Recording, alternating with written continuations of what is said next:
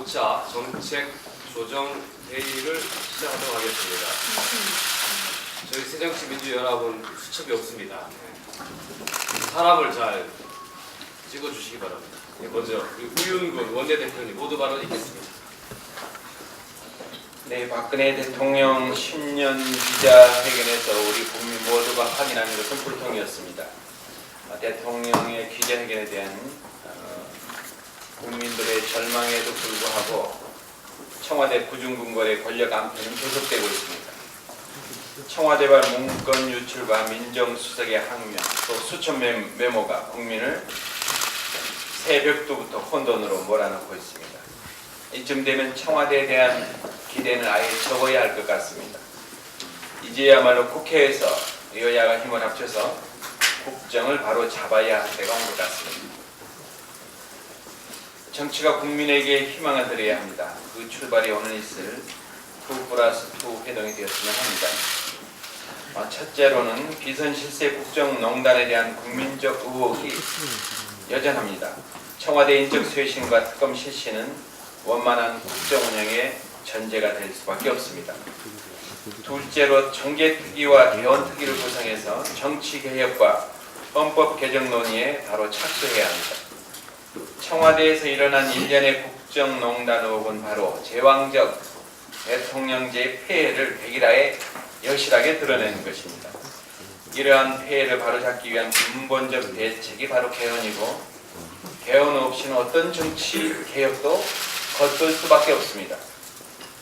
또 민생을 챙기기 위한 경제 활성화도 구중궁궐의 권력 암투, 여야 간의 끝없는 정쟁으로 인해서 어려울 것이기 때문에 반드시 개헌이 논의되어야 할 필요성이 있다 말씀드립니다. 셋째, 새누리당의 김무성 대표도 진단했습니다만 지금의 경제 정책을 바꾸지 않으면 우리 경제가 일본과 같은 장기 침체의 전철을 밟을 우려가 커지고 있습니다. 따라서 민생 경제를 위한 여야 경제 협의 테이블을 구성해서 경제 정책 전환에 대한 진지한 논의가 있어야 할 것입니다. 오늘 2+2 회동이 정치가 민심을 따르고 국민을 위해 존재한다는 사실을 확인하는 자리가 되기를 바랍니다. 지금 가계대출 증가 속도가 너무나 가파릅니다. 버텨낼 수 있을지 걱정입니다. 작년 가계대출은 약 58조 원으로 2013년 27조 3천억에 비해서 2배 이상 증가했습니다. 또 가계대출 증가의 대부분은 주택담보대출이었습니다. 문제는 주택담보대출 중에서 이자만 내고 있는 대출이 전체의 65%를 차지하고 있다는 점입니다. 계속 위기만 연장하고 있다는 것입니다. 정부 금융위원회가 다음 달에 가계부채 관리 방안을 발표한다는 것에서 확인되고 있습니다. 가계부채의 위험성으로 인해서 규제 완화해서 다시 규제 강화의 방향으로 이동하겠다는 것은 아닌지 저희들은 의구심을 갖고 있습니다. 가계소득을 올려서 부채 폭탄을 예방하고 내수 경제를 살려야 합니다. 우리 경제가 내수 부진으로 지난 5년간 80조 원의 부가가치를 까먹었다는 조사 결과가 있습니다. 국민은 부채와 이자 때문에 주머니를 닫고 기업은 번 돈을 투자는 하지 않고 창고에 쌓아놓고 있기 때문입니다. 내수로 실질 국민 총 생산액을 1% 확대하면 20만 명의 신규 일자리가 만들어진다고 합니다. 내수 확대가 고용과 경기 회복의 지름길입니다. 우리 당이 제시한 가계소득 중심의 성장 전략이 일자리도 늘리고 경제도 살릴 수 있는 방향입니다. 엊그저께 정부가 내놓은 기업형 임대주택 활성화 방안은 중산층을 위한 진짜 주택 정책이 아니라 대통령 업무 보고형이었습니다. 관련 부처가 부풀려서 대통령에게 업무 보고를 하고 국민을 눈속임하는 발표를 했습니다. 기업형 임대주택을 지을 부지가 확보되지도 않았는데 무엇이 그리 급했는지 알 수가 없습니다. 대통령에게 잘 보이기 위한 정책이 아니라 서민과 중산층을 위한 주거 대책이 되어야 할 것입니다. 오늘은 특별히 이미경 서민주거복지국회 특위위원장이 나오셨기 때문에 우리 당의 주거대책에 관한 내용을 아마 들을 수 있을 것입니다. 박근혜 정부가 2년도 안 됐는데 부동산 정책만 10번을 발표했습니다. 그런데 부동산 정책이 제대로 실현된 것이 없습니다. 전국 1890만 가구 중에서 최저 주거 수준 미달 가구가 127만 7천 가구고 850만 가구가 무주택입니다. 주거 양극화의 아픈 현실입니다. 청와대 인사 쇄신 없이 국정이 제대로 굴러갈 수 없다는 것이 계속 확인되고 있습니다. 십상시 명단에도 오른 음종한 청와대 행정관의 행태를 보면서 청와대 기강뿐만이 아니라 상식과 도덕도 무너졌다고 판단됩니다. 청와대 행정관이 문건 유출 사건의 배후로 집권 여당의 당대표와 삼선의 중진 의원을 거론하고 또 전 새누리당 비대위원에게는 방송 출연을 못하게 하겠다는 협박성 발언까지 하고 사생활까지 들추었다고 합니다. 요즘 국민을 편안하게 모셔야 할 청와대가 오히려 국민을 매우 힘들게 하고 있습니다. 청와대의 전면 쇄신이 없다면 국정농단은 계속될 것이라는 점을 강력하게 경고합니다. 마지막으로 한 가지 절대 일어나지 말아야 할 일이 또 발생했습니다. 인천 어린이집에서 벌어진 한 교사의 폭행을 보면서 충격과 분노를 금할 수 없습니다. 어린이집에 대한 정부 차원의 근본적이고 철저한 대책 마련을 촉구합니다. 새정치민주연합도 아이들이 학대받거나 폭행에 방치되지 않도록 모든 대책을 강구하도록 하겠습니다. 예. 이어서 백재현 정책위원 위원장님께서 모두 발언해 주시겠습니다. 예. 박근혜 대통령과 우리 김무성 새누리당 대표는 지난 며칠간 연이어서 신년 기자회견을 하면서 경제라는 단어를 가장 많이 사용을 했습니다. 그렇지만 경제 진단과 처방 모두 현실과 동떨어진 것이었습니다. 김무성 대표는 연설의 대부분을 일본의 20년 침체를 답습하지 말 것을 강조했지만 정작 국내의 전문가들은 초이노믹스야말로 아베노믹스 판박이라는 점에서 우리와 비판은 계속되고 있습니다. 심지어 경제학계 언론신 조순전 부총리는 최근 일본화되는 것을 우려할 때가 아니라 오히려 지금 일본보다도 상황이 더 나쁘다고 엄중한 비판을 한 바가 있습니다. 또 박근혜 대통령은 친재벌 정책에 매진하면서 아직 경기 회복 온기가 국민 여러분의 실생활까지 고루 퍼져나가지 못한 것이라고 안타깝다고 이야기하고 있습니다. 지난 수십 년간 기다려도 국민의 삶에 전달되지 않는 온기를 도대체 얼마나 더 기다리라는 것인지를 답답하려고 싶습니다.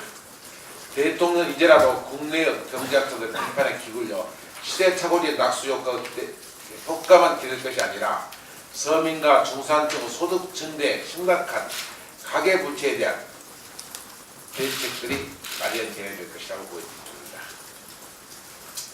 지난주 IMF는 한국금융국 평가 프로그램 결과 보고서를 2개를 공개하였습니다. 이번 보고에서 뼈아픈 것은 2가지가 있어 이야기 드리고자 합니다. 우선 주요 감독 당국들이 상호간에 기본적인 정보조차 공유하지 않았다는 비판은 아주 충격적인 것입니다. IMF에 의하면 은행 평가 중 핵심인 스트레스 테스트를 한국은행은 하향식 방식과 금융감독원은 상향식 방식 2가지로 수행을 합니다.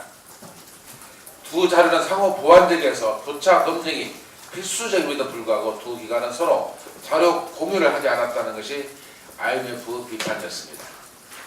또 IMF는 우리나라 거시금융 안정성에 대한 정책 당국 간 협의가 법적 근거도 없이 대통령 훈령에 따라 차관급 거시경제 금융회의에서 수행되고 있는 것도 큰 문제라고 지적한 바가 있습니다. 수차례 금융위기를 극복해도 여전히 금융감독 당국이 후진적인 모습을 보이는 것을 우려하지 않을 수 없습니다. 우리 새정치민주연합은 금융당국의 자성을 촉구하며 향후 관련된 법 개정 심의 과정에서 금융감독 체계의 선진화를 추진할 것을 말씀드리고자 합니다. 우리 오늘 이미영 서민주거복지특위위원장이 와 계십니다만 부동산 관련해서 몇 가지 말씀드리도록 하겠습니다. 정부는 지난 13일 기업형 임대 육성 등을 포함한 주거 대책을 발표하였습니다. 이번 정부 발표 중 임대주택 공급을 늘리는 정책은 전체적인 임대주택에 대한 부족하다는 측면에서 긍정적으로 본 측면이 없지 않아 있습니다. 근데 그보다 중요한 것은 우선 전월세 대란의 가장 큰 피해자인 세입자 보호 대책이 전무하다는 것입니다. 우리 당은 세입자 보호를 위해 선진국 주택 임대차 제도 도입안을 마련한 바 있습니다. 주거권 보장을 위한 주거복지 기본법을 제정하고 임대 정보 투명화를 위한 임대 등록제를 도입하는 일, 임대료 상한제와 임대기간 연장을 위한 주택 임대차 보호법을 개정하는 일, 소위 임차인들, 세입자를 보호하는 정책들이 만들어져야 된다고 보는 것입니다. 특히 약 136만 명 정도가 되는 우리 다주택자가 두 세대에서 하는 약 870여 채를 갖고 870만 채를 갖고 있는 다주택자의 대책들, 그런 통계를 어떻게 양성화시켜까지 하는 것이 주된 정책이 되어야 된다고 저희들은 보고 있는 것입니다. 또한 민간 임대주택 공급을 늘리는 것과 동시에 박근혜 대통령 공약사인 공공임대주택의 지속적인 공급 확대도 절실합니다. 우리나라는 공공장기임대주택 보급률이 OECD 평균의 절반밖에 되지 않는다는 사실입니다. 우리 새정치민주당은 향후 여야가 같이 참여하는 국회 서민주거복지특위에서 진정으로 서민을 위한 전월세 대책이 마련되도록 모든 노력을 다해야 할 것입니다. 오늘 우리 임미경 서민주거복지특위위원장이 오셨으니까 말씀을 잘 들어주시기를 요청드립니다. 이상입니다. 예, 수고하셨습니다. 이어서 공개 발언 신청하신 분들의 말씀을 듣도록 하겠습니다. 먼저 서민주거복지특위 위원장을 맡게 되신 이미경 위원장님께서 서민주거 관련된 정책에 대해서 발표하십니다.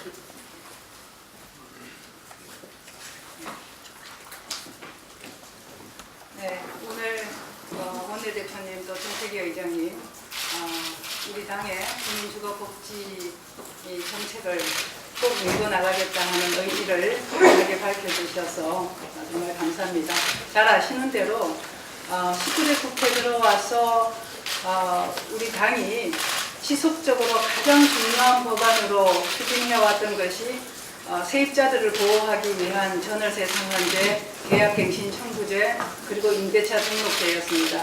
그리고 또 주거복지법의 통과, 이것을 가장 중요한 서민 정책 중의 하나로 계속적으로 추진해왔습니다마는 법이 통과되지 못하고 있는 상태였고, 정부는 계속해서 분양가 상한제 폐지라든지 이런 공급을 확대하기 위한 정책에만 추진해왔습니다.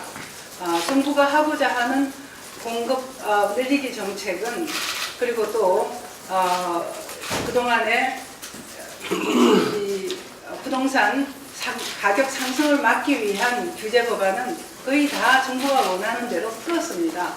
이 2년 동안 치솟는 전월세에 대해서 정부가 내놓은 정책은 수차례 발표했지만 공급 늘려서 은행 대출 늘려줄 테니까 집 사라, 이것밖에 없었고 전세 가격을 상승을 막지 못했습니다. 우리가 그동안 주장해왔던 이 세입자들을 보호하기 위한 정책이 정말 시급하고 중요하다는 것이었는데, 정부 그동안 눈여겨보지 않고 전혀 대화하지 않았습니다. 지난 국회에서 분양가 상한제 등을 마지막 규제 법안을 통과시키면서 새정치민주연합이 그동안 요구해왔던 국회 서민주거복지 특위를 구성해서 거기서 다루겠다 하는 것으로 안을 내놔서 이제 국회 서민주거복지특별위원회가 가동을 하게 되었습니다. 이 기간 동안 6개월 동안 정말 선진국형의 세입자를 보호하기 위한 정책이 이제는 마련될 수 있도록 새누리당도 함께 힘을 모아야지 된다 생각을 합니다. 그리고 오늘 원내대표님께서도 의지를 밝혀주셨지만은 다시 한번 새정치민주연합에서는 정말 가장 중요한 민생인 서민의 주거 안정을 위하고 서민 복지를 위한 서민주거 복지에 관련된 이 모든 법들이 6개월 안에 여야 간에 잘 협의해서 꼭 통과할 수 있도록 최선을 다하겠다 하는 말씀을 드리겠습니다. 그리고 정말 좀 실망스러운 것은 오늘 원내대표님과 정책위 의장님도 이미 지적을 했고 또 많은 언론에서 다루었습니다만은 정부가 대통령 업무보고에서 중산층을 위한 임대주택 공급 계획인 뉴스테이 정책 발표했는데 정말 실망스러웠습니다. 뭐 자세한 내용들 보면은 결국은 건설 경기가 이제 부족하니까 다시 마지막으로 이제 건설업자들에게 임대주택에 참여해서 또 많은 혜택을 주고 특혜를 주어서 다시 이 경기를 건설 경기를 좀 더 부양해 보겠다 이런 속내도 가지고 있고 그리고 중산층 월 한 100만 원 정도 월세를 낼 수 있는 그런 사람들을 위한 안을 지금 내놨습니다. 거기에 들어가는 특혜 이런 것들은 지난번 이명박 정부 시절에 이미 많은 문제점을 노정한 보금자리 주택 재판인 측면들도 상당히 있습니다. 이런 정책을 중부구식으로 내놨다 하는 거 좀 실망스럽고요. 이런 문제들도 여야 합의로 깜짝 내놓을 것이 아니라 서민주거복지특별위원회에서 여야 합의해서 내놓는 그런 방안을 가져나가는 것이 맞다 이렇게 생각합니다. 정부는 2월 달에는 주거복지 특별법, 주거복지기본법을 여야 합의로 해서 통과시키겠다는 안을 내놓고 있고 몇 가지 안을 지금 가지고 왔습니다.